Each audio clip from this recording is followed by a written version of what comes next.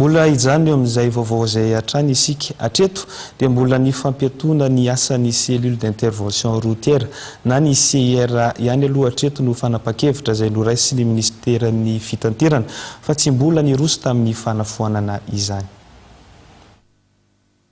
Tsy mbola nofoanana tanteraka ny cellule d'intervention routière na ny CIR izay nangatan'ny mpitatitra ny ministeran'ny fitanterana. Mbola mijanona amin'ny fampiatona ny asan'ity sampana ity no niraisin'izy ireo. Fampiatona izay niatra nanomboka ny 20 aprily teo. Mienina mihitsy zany hetahita mitatitra any hoe misy olana eo amin'ny fifandraisana eo amin'ny mpitatitra sy ny sira.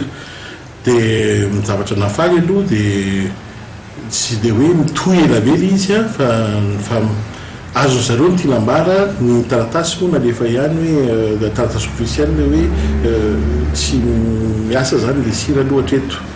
Ny sasany nangataka marina tena hoe foany tanteraka le sira, tsy misy zavatra tsy vitan'ny fampiresahana.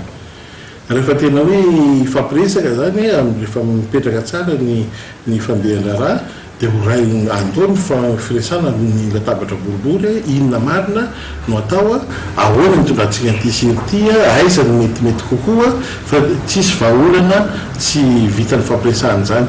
Androany no dia niverina ny asa ny mpitatitra mampitohy an-drenivohitra amin'ny tanàna any Tsimondrano toa ny Akadimbahoaka, Androndra, Tanjombato, Andoharanofotsy, raha toa ka mandrahona ny anatanteraka fitokonana ny zotra 133 mihazo an'ny Itosy.